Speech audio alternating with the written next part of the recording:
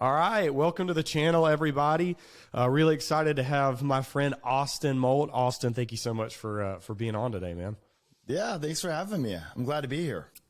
Yeah, let everybody know who you are. You're our very first guest on the channel ever, so you should be honored. I just uploaded an interview I did with a Lutheran, but I was a guest on his channel, and he was just gracious enough to send me it. But you are our first official guest. So who are you? What do you do? Where are you from? Yeah, so probably 99% of all youth pastors in America. I'm a youth pastor, but I wear many hats at my church. But I've been a youth pastor for just about 12 years now at my church, and which is awesome. And I do some other side stuff as well, but probably most importantly, I'm a husband, almost 6 years to my beautiful wife. And then we have a daughter named Elliot, who's 3.5, and then a baby boy on the way coming this March. But I love theology. I appreciate church history. I love thinking and reading. I love young people. So yeah. That's a little bit about me. That's awesome. And then the reason we connected, obviously, was we're both in the Pentecostal charismatic stream, but we also both love church history, which those two do not typically go together. That is typically not something that happens. So once we kind of found that out, we definitely bonded over that. And we've got our small little core. There's dozens of us, dozens. So we got to stick together. Absolutely. Well, the reason I brought you on today is I really felt like we would have an interesting conversation. So I'll give a little bit of background, and then I'd like you to spend most of the time sharing. So on my Instagram, I try and just keep things fresh and post about things that I'm just currently learning about or currently reading. And so I had read this book on Luis de Molina, who invented the system called Molinism, and we don't have to go all into that. The point is that Molinism is a philosophical explanation that tries to reconcile God's divine sovereignty. So how is he in complete control over everything, and human freedom? How are we still free and we can still be held responsible for our choices? And that's an age-old debate. And now we're getting into not just theology, but philosophy. And so he's trying to basically nail down every last detail and explain everything away. And you commented on that post, and I thought it was such a thoughtful response. And I'm going to let you explain more. But in summary, you were like, hey, I think Molinism's interesting. It's a fun thing to talk about, but I don't subscribe to it. I think there's some things in the Bible that we maybe aren't necessarily meant to know or meant to have in full detail. And we could say that you kind of had a slight appeal to mystery. And I was like, man, that would be such a good topic to talk about on the channel, and something that I think could actually help a lot of people and sort of set them free. So if you would just take some time, what is your approach to mystery or even theological humility, or we could even say paradox in the scriptures? What does it look like to be a good exegete who cares about the Bible and theology and whatever? But how do you know when it's time to kind of throw your hands up and say, this is too much for us to know? Yeah, no, that's all good. That's all good stuff. There's a guy I follow online who is a Molinist, and I appreciated this. I saw a clip he posted in an interview, and they asked if the Bible teaches Molinism, and he said, yes and no, but I don't believe someone has to be a Molinist for sure I think this is just the best way of describing it. So I appreciate that. And so I'm not saying it's heretical or something of that nature. I think what I try to be careful of is I try not to bring more clarity than the scriptures provide, or than church history provides. And I do think the temptation is to crystallize things and to articulate things, because it feels like there's some certain ground some solid ground, to stand on.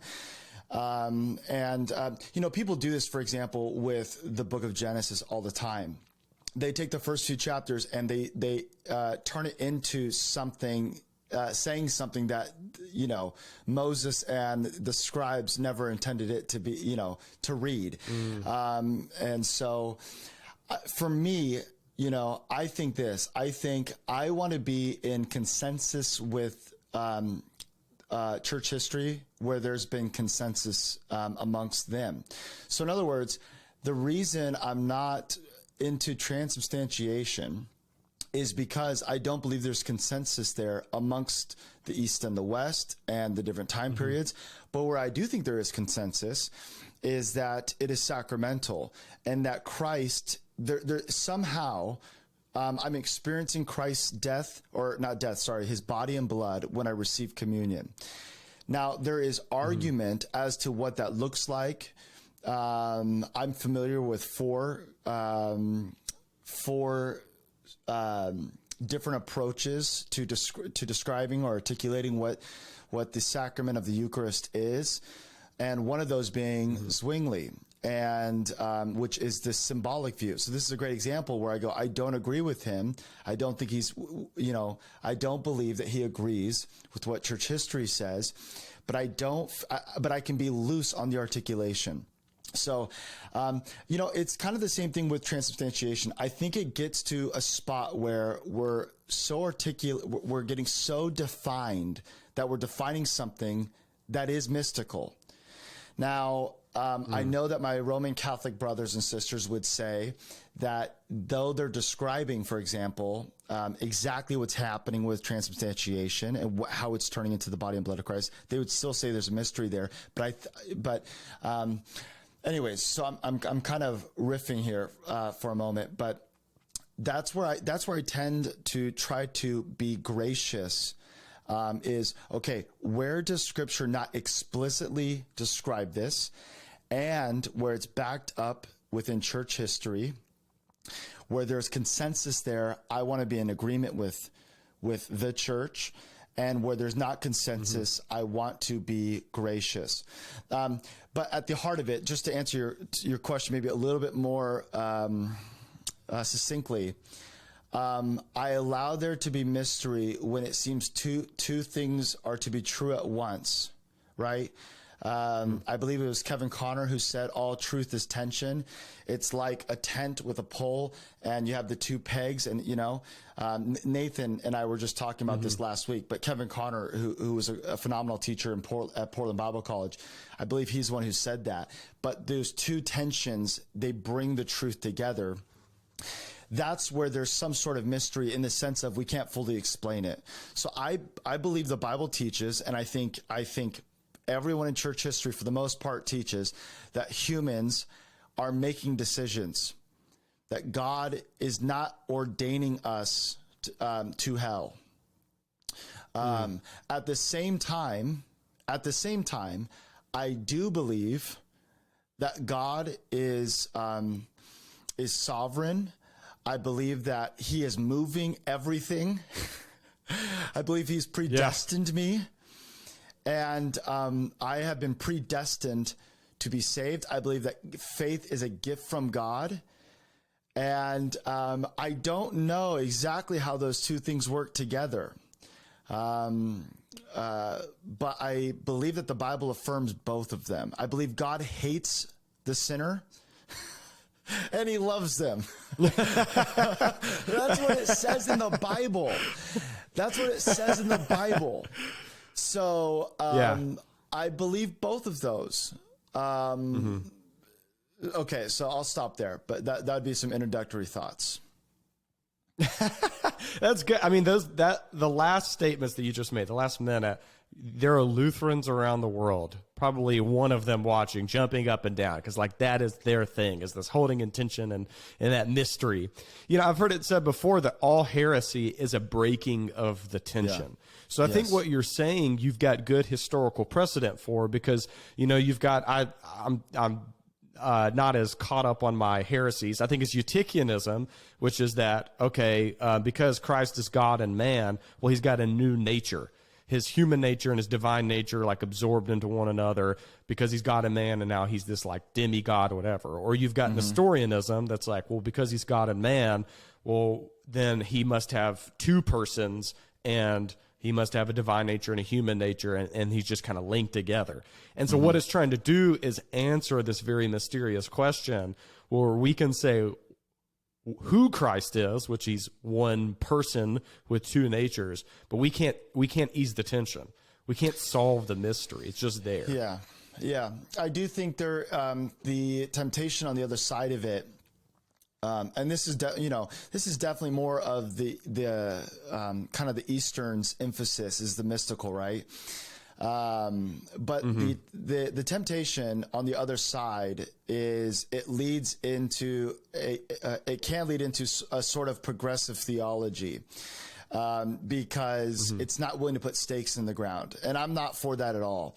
I think the Bible's really clear. Yeah. I think we can know God clearly and accurately because of his son, Jesus Christ, and his written word, and the body of Christ and the Spirit of God.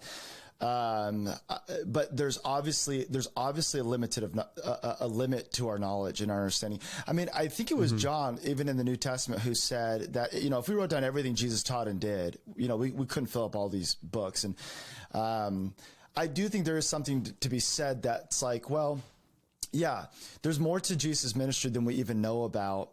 And, that is to say, further along that line of thinking, there is so much to God that we don't know about, and yet we know everything we need to know. He has revealed everything to us that we need to know, and yet we'll never fully understand God. So there's even intention in how we approach tension, and so it's figuring out what's concrete and what we can know, and it's figuring out what we can. See, mystery doesn't point to what we don't know, like, if that makes sense.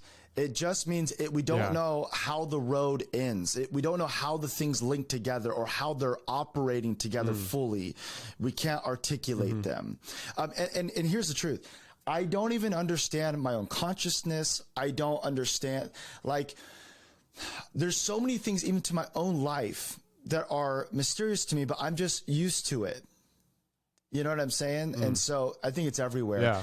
St. Augustine or Augustine, I don't know what side you fall on. I just naturally call him Augustine. I'm Augustine. I'm an Augustine man. I just think Augustine sounds cooler. But I think he said somewhere, I can't remember where it was, but he talked about how everybody has to trust every day of their life. You trust a pilot. You trust information given to you. You don't go to the original source on everything. It's not even possible. You trust nutrition fact labels. You trust that I trust that my wife said she was going to do this. I trust you, everything. So there is an element there where it's like, yes, we're not going to be able to know everything. We have to put our trust into something. So that's good. I hope I'm not going down too much of a rabbit trail here. This is just kind of a thought that I had based on a book that I'd read recently. When it comes to solving the tension in mystery and maybe even having a theological position, you're a pastor. So you're not just a theologian in a university somewhere, or you don't just run a theology blog for fun on the side. You're dealing with people, you're dealing with consciences, you're dealing with young people, especially, that you have to be very careful with. When it comes to settling on doctrines, especially ones that are mysterious, how much does the pastoral implications of that doctrine come into play? And so I'll pick on the Reformed for a moment. Those who settle on hardline double predestination Calvinism, from all eternity, God's either predestined you to hell or he's predestined you to eternal life. While you may be able to put that into a logically consistent box, a critique would be that's pastorally very, very difficult to look at someone and be like, yeah, God just may not have chosen you just cause. What does it look like for you when you're wading through the minefield of things the Bible isn't clear on? Do you take in pastoral consideration where you fall on some of these difficult doctrines? And it could be even something like the Lord's Supper or anything else. Does that matter to you? Yeah, it does. I'm going to say this tongue in cheek, so hear what I mean, not what I say. I think being a theologian's easy.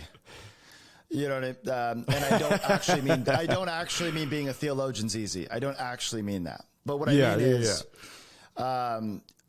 it's a lot easier for me to just read books and be theoretical and in my head on all these things. And to never actually, have boots on the ground and see it walked out in people's lives. that doesn't mean we change the truth because it's difficult, but it does maybe mean how we approach something, or the way in which we address something. We might package it a little bit differently. For example, I remember talking with a couple in our church 7-8 years ago, and they were dating, and she had been through some severe sexual abuse / trauma early on in her life. Okay, well, the truth of what I'm going to tell her, I'm not changing. Here's what sin is. Here, let's walk in forgiveness. But it does help me to address it in a particular way, in a pastoral way, in a loving way, in a compassionate way, to speak truth in love. And so I think that is probably the biggest influence it's had on me. Again, I just was talking to somebody about this the other day. Last February, I preached on sexuality and identity, and I talked about abortion, transgenderism, and homosexuality. And I did it, I think, in a gracious way. I wanted it to be philosophical in some sense, but I also wanted it to be theological. And I had a lady come up to me afterwards, and she said, "This is my first Sunday here." And I went, "Oh, wow." And she said, she goes, "Yeah, a friend invited me." She goes, "I grew up in this city, a much more liberal area than where I live currently." Mm-hmm. And she goes, "And everything you just talked about is the reason I stopped going to church when I was 20. She goes, and she goes, "I think I still disagree with you." She goes, "But I will tell you this." She goes, I did not feel defensive the entire time you were talking." She goes, "I disagree with you, but I don't like." I think she was just saying, I appreciate how you addressed this, because you were firm, and yet tender. And so I think that's the biggest thing. That's the biggest thing that has how it's influenced me, the pastoral mix into it. That's good. So something else I'd like to talk about when it comes to mystery, eventually you do have to settle on theological positions. But you and I, we come from backgrounds that we're not these sort of hardline denominations, right? So like if you're part of a Lutheran church, there might be a bazillion synods, but you have this like strong faith that goes all the way back to the Book of Concord and Wittenberg and all these wonderful things, Augsburg. If you're Anglican, like you can trace your roots, all of these things. If you're Reformed, like you can go way, way back. We come from Pentecostal and charismatic traditions. And so in this weird way, we're kind of like naturally ecumenical. And what I mean is like in the past 100 years, we're just like a really good disease that has just permeated the world. And so there are Pentecostals and charismatics in all different denominations, and we've been much more experiential than we've been doctrinal. Where I'm going with all of this is a lot of denominations have and movements have very much divided over some of these particulars that might be best left up to mystery. For you, where do you see the future of more kind of ecumenical efforts? How do you think Christians maybe could have done a better job uniting if we would have been more comfortable to say, let's just say only what the Bible says or only what the consensus is, and let's not go any further? So like, for instance, we keep bringing up the Eucharist. Dr. Brad Littlejohn made this amazing statement. He said, the Reformation wasn't about whether or not Christ was present in the Eucharist. It was about whether or not bread or wine was present. And so you can see, you mentioned those four views where you've got the Catholics going on this route, they're a different thing. You've got the Reformed going on this route, and so they're divided over here. You've got Lutherans with the in, with, and under, and they're over here. And so they are splitting widely. And then we go to the predestination thing. Catholics are allowing a couple different views, but it took them a while. Reformed are much more hardline, like strict Augustinianism. Lutherans are going our own way, blah, blah, blah, blah, blah. What does the future of ecumenism look like that involves this sort of folks getting together and just deciding to live with the tensions and be okay? I don't know if that was a real question or not. But do you see where I'm going with that? How could we have unity if we settle in the tension? Well, I think there needs to be layers to it, right? It's not you're a Christian or you're a heretic, and it's that. Those are the two options. Yeah. I think for me, there is, okay, I can say this person's a brother or sister in Christ. I don't agree with A, B, and C. We do things differently. We have a different ministry philosophy. But, they affirm the 12 tenets of the faith. And I might even think they're a brother in error, but they are a brother or a sister because, then secondly, I would say there are people I would partner with, and yet, and they're probably people that they share a similar emphasis or a ministry philosophy, and that's and how they do things, right? They share a similar emphasis. I think it's okay for different churches to have different emphasis. Like, it's going to depend on who's leading the church. If I say if I say Aquinas, I say what stands out about Aquinas? Like, immediately there's two things that pop into my head, and I think most people would say those two things, and that's all I mean by an emphasis. What are they known for? What's their burden, if you will? And so really to partner with somebody like actually in ministry or, I think that's what needs to line up. And then third would be family, and I'm just using these kind of made up terms on the spot, but these would be people that you would go, we don't agree on everything for sure. But man, we agree not only on the primary, but probably on the important secondary stuff. And we have a similar ministry philosophy. Here's the thing. I don't think we're ever going to denominations and stuff like that. I don't think there's ever going to be complete agreement on every single thing. There's just not. I don't even agree with myself half the time. So I don't agree with myself half the time. I don't expect myself to agree with everybody. But it's finding out what those are. And so, like, to be honest with you, there's a church. Well, I want to be careful here. I have a friend who's at another church, and I'm friends with him. We're legitimate friends. But we couldn't do a whole lot together because we have such strong differences in our emphasis and the way we would approach certain things. And I just had to go, okay, he's a brother. I'm gonna love him, and we're gonna do this thing together to some extent. But we just don't agree on some important stuff. And so I don't think we can actually partner on some of these things, but we can still have a relationship. I think there needs to be more of that. There's a guy on YouTube who I'm not going to mention who he is, but he drives me insane, and he's extremely reformed, and his whole channel is basically calling people out. And I have no problem with calling stuff out to some, to a degree. That's not the issue. The issue is this guy sounds like he's never grappled with or wrestled with anybody other than Calvin. And I don't have a problem with Calvin, again, to a degree, but it's just like, dude, you have the right answer for every little thing, and you haven't wrestled. You haven't wrestled with, some of the big players outside of your circle. And so I think what happens is when you get tunnel vision, and I see it at other churches, people post stuff. If you're not casting out demons, you're not doing the full gospel.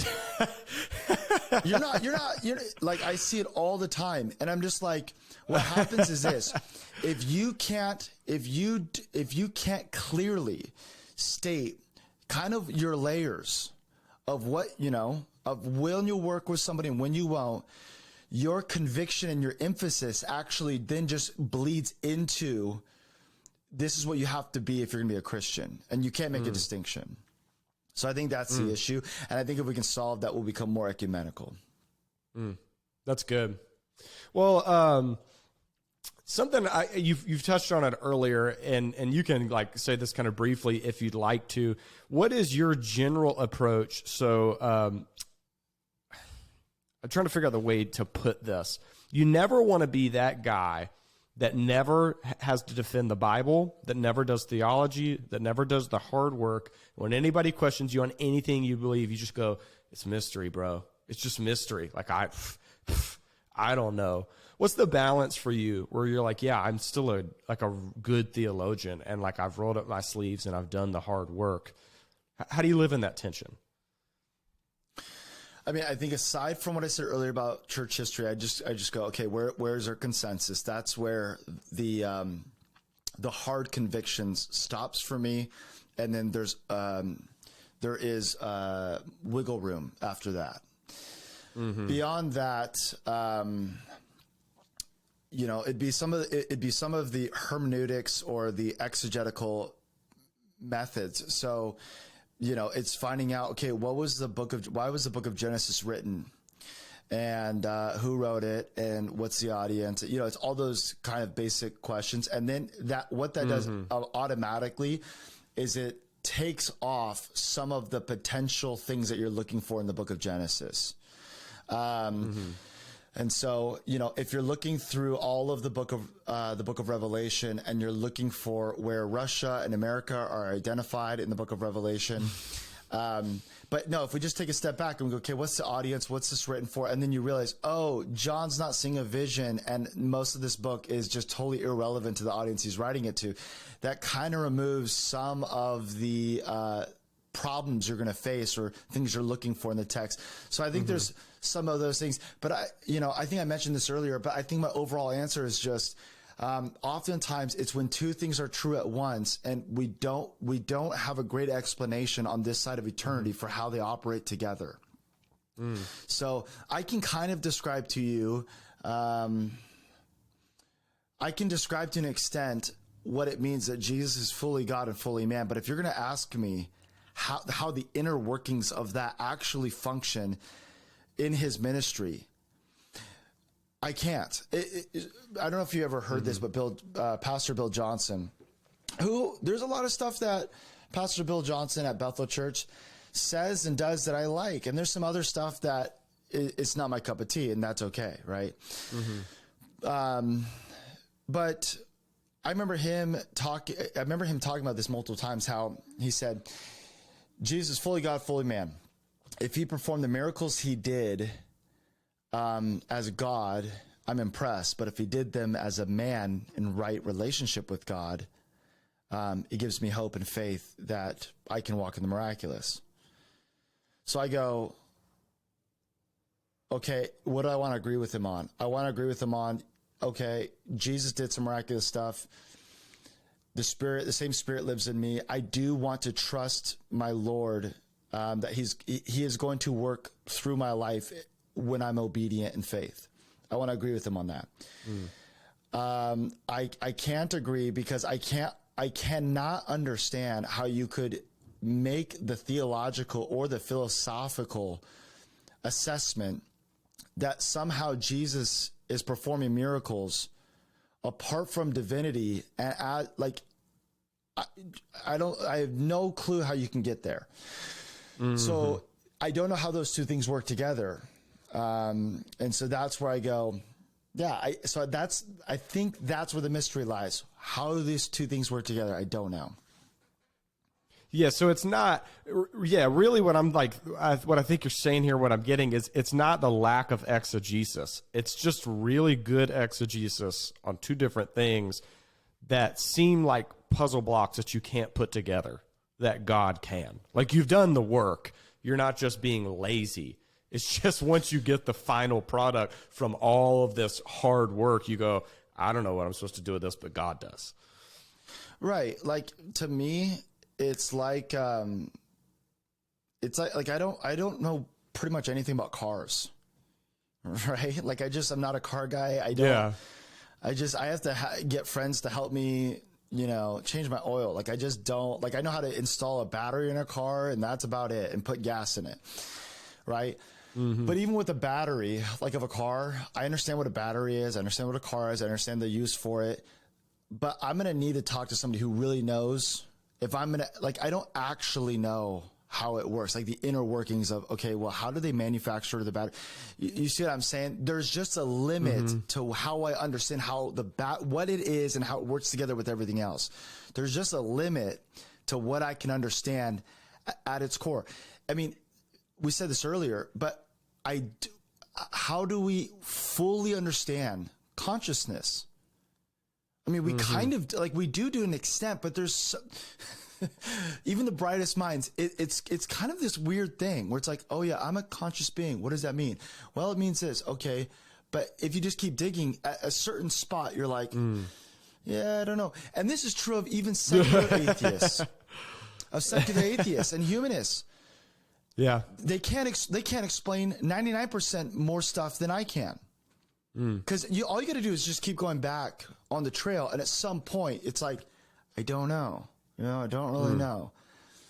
And so even secular atheists, they're mystical in that sense. I don't know. I don't know how this started. Nothing started. That doesn't make sense. We're running out of time. I want to ask you this, because this is a question that's popped in my head that I think is good. How did you come to a place where you feel secure enough to say that? Because I think some people feel like they got to have an answer, especially if you're a pastor. So it's like, how do you come to the point where, like, somebody comes to you and they're like, tell me Calvinism or Arminianism or whatever, and you go, I don't know, they kind of say both, and you're cool with that. How do you, as a theologian and as a pastor, walk away going, that wasn't me being lazy, that was actually me being like a solid exegete? Like, where did that security for you come from? And maybe can you speak to some younger, I know we're young, but even younger or up and coming kind of theologians and pastors working through this? How can you give them the confidence to say, hey, dude, you don't have to have all the answers? I think, are you familiar with Dr. Peter Kraft at all? Yes. And his Theos U philosophy course is just unreal. Yeah. I've only listened to one of the sessions on it, but I've read 2 or 3 books of his now, and they're great. I remember him saying, somebody pressing him, asking if you can prove that God is real. And he had this beautiful answer, which we're running out of time, so I won't. But essentially he said, depends what you mean by proof. And he goes through how there's 7 types of proving, if you will. That's an uneducated way to say it. And he said, if you're talking about this type of proof, no, you can't. And so somebody asked him in this Q&A, well, then why do you base your whole life on it? And he said something to this extent: just because you can't have certainty doesn't mean you can't have extreme confidence. Because I have extreme confidence every time I get on a plane. I got like my odds are insanely high. But I don't know for certain. And so I think one of the best questions to ask when it comes to a theological topic is to go, how much of this can we know? And that, I know that my wife loves me, but I'm not God. I don't actually know her heart. I know what's in her heart through actions, word, attitude, and her loyalty to me. But I don't know everything that's in her mind. So I can only know what's presented to me. And so it would be crazy for me to just be paranoid all the time and go, dude, I don't know. I mean, maybe she's thinking about another guy right now. You'd be like, okay, but is there any signs pointing towards it? No. You go, okay, well then you can have extreme confidence. I think it's finding out what's a realistic level of knowledge that would bring extreme confidence. I cannot show you a video that Jesus Christ died and rose from the dead. I can't give you proof in that sense. But I don't need it to have extreme confidence. I don't know if we can be certain about 99.99% of things in our life. In fact, I don't know if I'm not certain we're having this conversation. You know what I mean? If we're getting down to it, I'm not certain, but I'm pretty sure, right, Evan, we're having a conversation right now over the interwebs. But I mean, it's possible we're not. but I'm pretty confident, right? So here's what I am. I'm confident in the scriptures, extremely confident. I'm extremely confident in all those things. And I could say I'm certain of it. I don't mean that in the sense of God's certainty, but I'm certain in the sense of I'm basing my life off of this. I'm as certain as I can be. So anyways, I'm sorry that went kind of long, but that's essentially what I think people need to grapple with is the difference between God's level of certainty and man's level of confidence. And we're not trying to match those because it's impossible. That's good. Well, dude, thank you so much for coming on. Before we go, let everybody know, where can they find you? Where can they find all of your awesome content? Kind of point them to all your avenues. Yeah, well, you can find me on social media at Austin Molt, and I have a YouTube channel as well, and the handle for that is at Austin Molt as well. If you just type that in to the YouTube search engine, you'll find me. And so, yeah, Evan, thanks for having me on. You're a brilliant guy, and I love your passion, and you were just on my YouTube channel, and that's getting basically all my content's getting released at the end of December. And so Awesome. Everyone should go check that out as well. You have some great insight. Dude, thank you so much. I enjoyed it. We need to do it again. This was a whole lot of fun. Thanks for coming on. Thanks for taking the time out of your day. And yeah, let's do it again. All right. Thanks, Evan.